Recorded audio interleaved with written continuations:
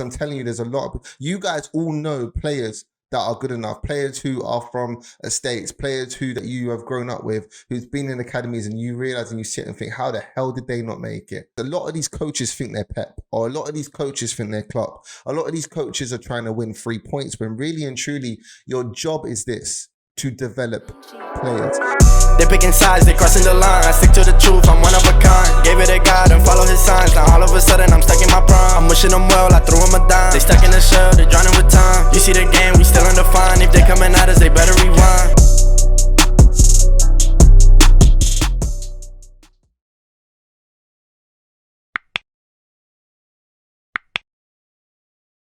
What's the truth about academy football? If I could sum it up, I'll sum it up like this. Out of 1.5 million players, only 180 players will make it into the Premier League.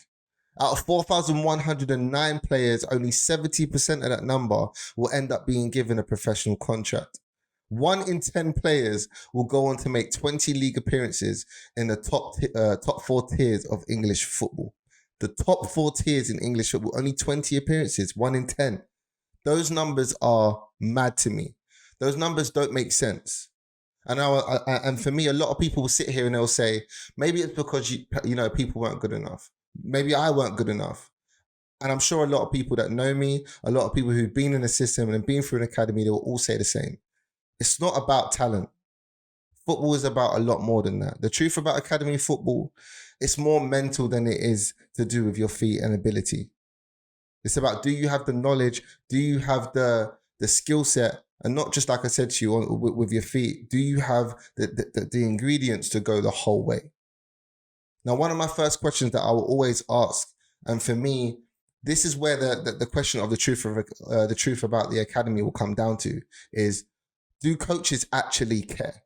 That's the first place I'll start off with, is, do coaches actually care? Because with a number like that doesn't just tell me some people ain't good enough, because I'm telling you, there's a lot of you guys all know players that are good enough, players who are from estates, players who that you have grown up with, who's been in academies, and you realize and you sit and think, how the hell did they not make it? So that tells me that talent can't be the issue. For me, partly the issue is coaches. Now, I'm not going to sit here and blame every single coach for why that number is the way it is. I will also then blame the system of academy football, how it's actually set up, especially in the UK. Is it really set up for players to go forward and actually become footballers? For me, it's bigger than that. And that's why I'm here to try and give whatever knowledge I can give, whatever gems I can give, because I'm telling you right now, it's that cliche line of, if I knew then what I know now, it will 100% be a different story. I know a lot of people sitting there thinking, why am I slamming academy coaches or whatever it may be? Let me just put it out and put it like this. A lot of the time going through the academy system, what you find, well, for me, is a lot of these coaches think they're Pep, or a lot of these coaches think they're Klopp. A lot of these coaches are trying to win 3 points when really and truly your job is this: to develop players. How many times have you guys heard the story of somebody going in one position and ended up coming out in another? How many players, for me, have gone through academy systems and confidence goes? That isn't just a coincidence. For me, it's the system that they're in. It's just the system. And for me, until that system gets fixed, a lot of this will be broken. How many players have you heard, go through, get contracts, end up killing the game, but yet they still don't end up making it? For me, it's not a coincidence. It's not something that, for me, if you ask me my opinion, it's not something that talent isn't good enough. It's not something to do with the player just weren't good enough. It's more than that. And for me, coaches need to understand your job is there to develop players. And I don't think many coaches understand that. With these statistics and with these numbers, it's like, how can you make it? How do you make it through the crowd? How are you able to maneuver in the life of academy? Like I said, I've been there and I've done it and I failed, and I'm here to give my lessons back from what I would do. What would I have changed? And I think there's a lot that I would have gone back and I would have changed, because for me, like I said to you, football is a business. That's the first thing I think a lot of people need to understand, is that football is a business. Do you understand the business of football? Because unfortunately, you're a part of it. You're in that circle.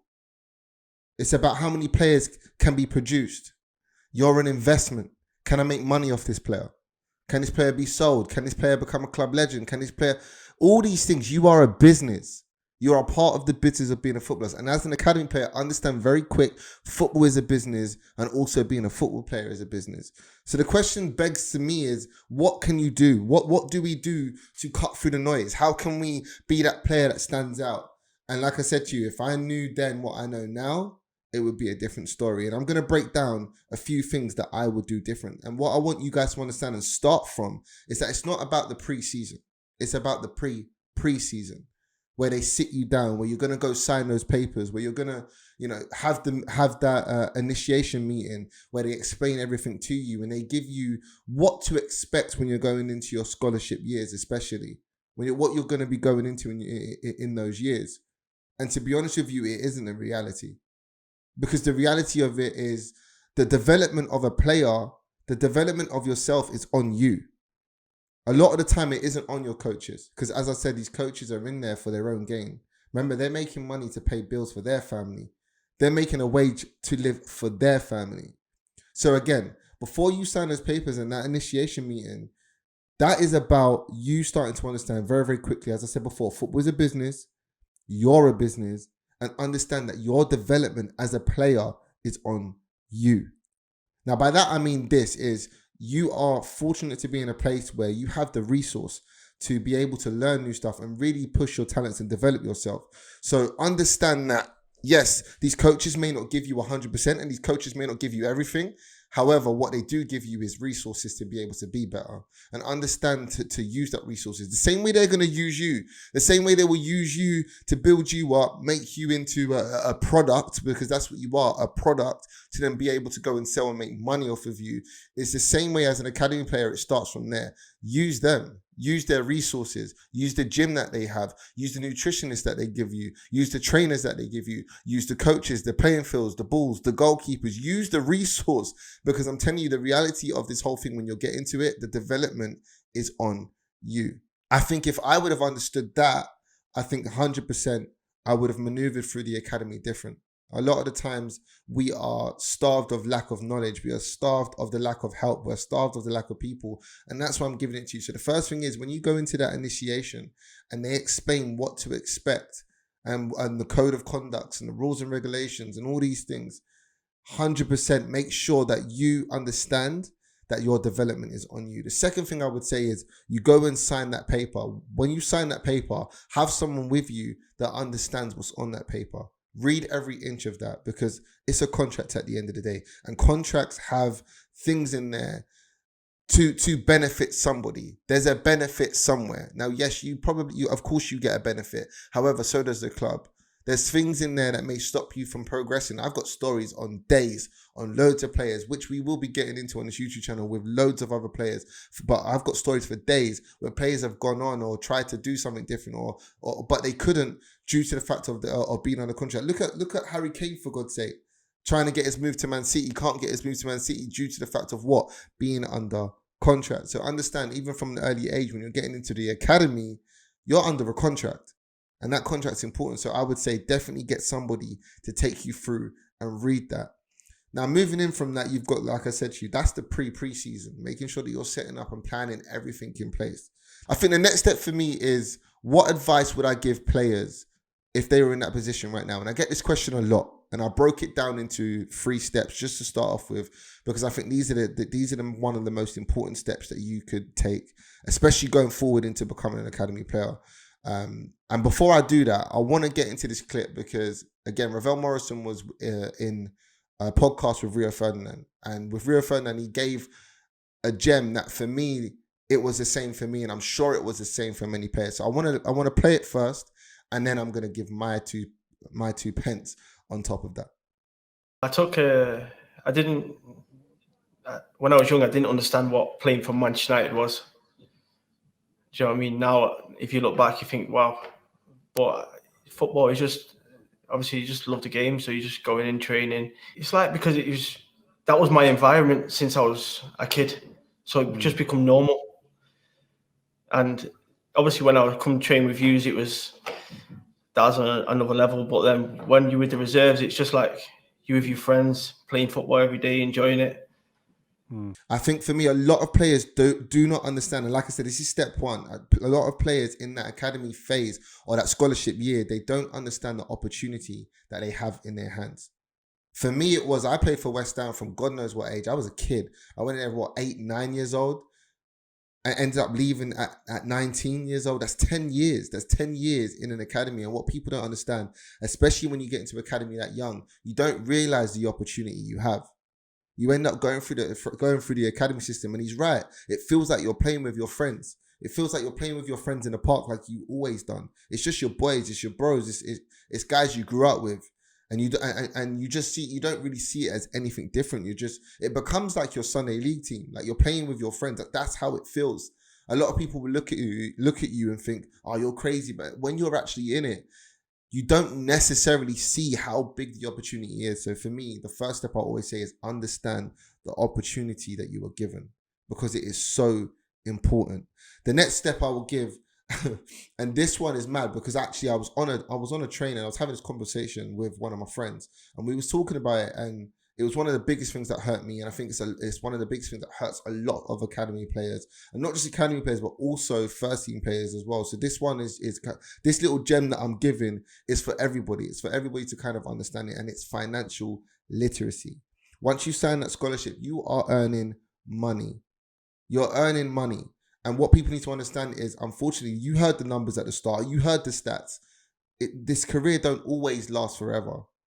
So for me, what I wish I definitely did is understood financial literacy and what to do with my money and where to put it and the places to put it. Because for me, again, 2 years of that scholarship, as well as then pro contracts and things like that, you then could leave and you go into life, and all that money that you would have had could have set you up for the rest of your life. But because you was too busy trying to keep up with others, and I'm sure you've heard this all the time, people buying chains, buying cars, buying jewelry, buying your friends this and your friends that. Like no, cut it out. Like cut all of that out and understand financial literacy. Get somebody around you that is able to show you how to save or where to save. You could even end up investing that money, and that money would have accumulated over a certain amount of time. So if you are part of that 1.5 million who don't make it, at least you know you have a financial backing, that when you leave, you have a few years to keep yourself comfortable to be able to then go forward and maybe do something else. Or when you're trying to find a new club, you are able to use that money to live for a period of time. For me, I never had that. I blew near enough every penny I had. I bought trainers after trainers after trainers. Trainers were my guilty pleasure. Yeah. So if one of the main advice I will always give a football player for me is understand financial literacy. Do not get sucked into the dangers of what comes with that money, because I'm telling you, money is a resource. Money isn't about buying chains, cars, jewelry, this and that. That money could end up setting you up for life without you even knowing. No matter how big or how small you're being paid, whether you're a scholarship, first year pro, whatever it may be, that money can set you up for the next few phases of your life. So understand financial literacy. The next thing that leads me on to, and for me, this is one of the biggest ones that I wish I did. And for me, a lot of players can take lessons from this. And if you ever watch, interviews with LeBron James and things like that, he's always said one thing. And I think, and Cristiano Ronaldo has done this himself. So this isn't just any in basketball, whatever it is. This is actually in every facets of life and whatever you can do. But if I could go back and I could get those first few paychecks again, one of my number one things would have been to build a team. And I think this one is so underrated. Build a team, because when you build a team, and what I mean by build a team is financial advisor. Whether that be your mother, your father, your friends who may be studying financial literacy, a friend of a friend, an auntie or uncle, whoever is financially illiterate. Whoever is financially illiterate, that's the person that you make your financial advisor. Then you also, and this is a big one for me, and I think people need to understand this, is hire a personal trainer, hire a coach. It's not that much money to pay a coach £20 a session, because a lot of the time you players will end up spending that money on God knows what. £20 nothing. £20 is genuinely will probably last a lot of people 20 minutes, yet alone a day, yet alone a year, let alone whatever. So use that money to like £20 a session, £25 a session to get yourself a personal trainer, to get yourself somebody to do the hours outside of work that you don't normally do, because that is so important. So yeah, financial advisor, personal trainer, nutritionist. Again, this could be one of your friends. Like, people need to understand, building a team does not mean you now have to go get specialists and specialists and specialists. Just to be able to have people around you to end up to help you to build your career to where you want to be. And you can actually end up giving your friends jobs along the way. What if your friend was an amazing gym, was amazing with gym and was an amazing performance coach, and he was just making his way, just doing his thing? You could then team up and collab with him, and he can be your personal trainer, and he can be your performance coach. So then, outside of football, outside of game, when you're not in the club, you have somebody still keeping you on point. So yeah, man, build a team, a financial advisor, a personal trainer, a nutritionist, somebody to help you how to eat, knowing how to eat right. Like I said, this could be your friend, this could be whoever. Last but not least, building a team doesn't also have to be in physical form. It can also be in virtual form. Do you know how much people on YouTube in this day and age have so much information to give that you could end up building a team virtually just by watching experts online? You can watch nutritionists online. You can watch performance coaches online. You can listen to financial literacy and financial advice. One of the biggest ones that you can learn is somebody in America. They're called EYL, Earn Your Leisure. Listen to them. They can teach you financial stuff. Go online. Talent Ain't Enough. Jamie Velocity. One of my friends, he owns actually an academy called SL90. Watch them and watch what they do. There's so many things that you can do to build a team. And I think that's where a lot of people's financial should go. Remember, money is a resource. Use that to end up building something that's sustainable, that the foundation is built. So 100% build a team. My last but not least is distractions. Eliminate your distractions. A lot of people do not understand how many distractions you have in life. And I'm talking to not just men, or I'm also talking to the female players as well. I'm talking to you guys because, again, you guys are trying to make it too. This is about football players as a whole. So eliminate distractions. One of the biggest distractions is friends. A lot of your friends will not understand the journey you're about to take. They will not understand that you can't go out at certain times. They will not understand the sacrifices you make.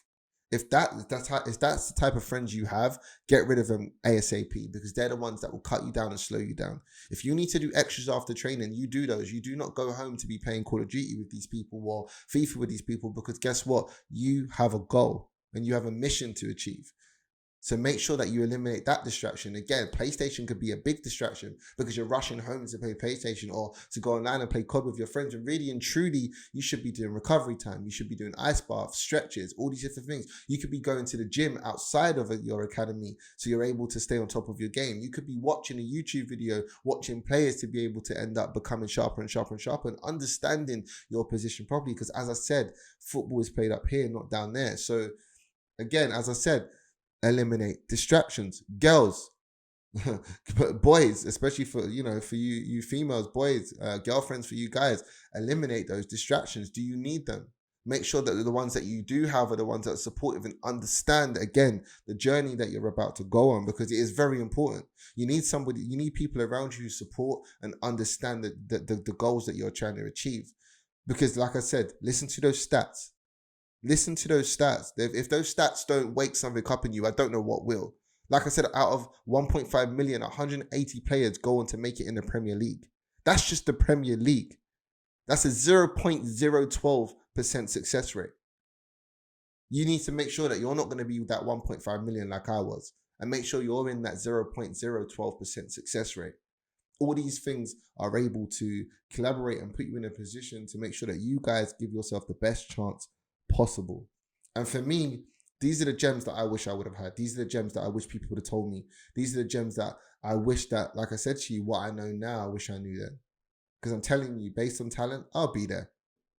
But mentally and all those other things that are on the other side of football, the knowledge, the understanding of business, everything I just went through on this episode, I wish I knew, because it would have been a different story. And the last thing that I will always say, and for me, and this is the one that I think so many need to understand, is enjoy every single moment. They picking sides, they crossing the line. I stick to the truth, I'm one of a kind. Gave it a God and follow his signs. Now all of a sudden I'm stuck in my prime. I'm wishing them well, I threw them a dime. They stuck in the shell, they drowning with time. You see the game, we still undefined. If they coming at us, they better rewind.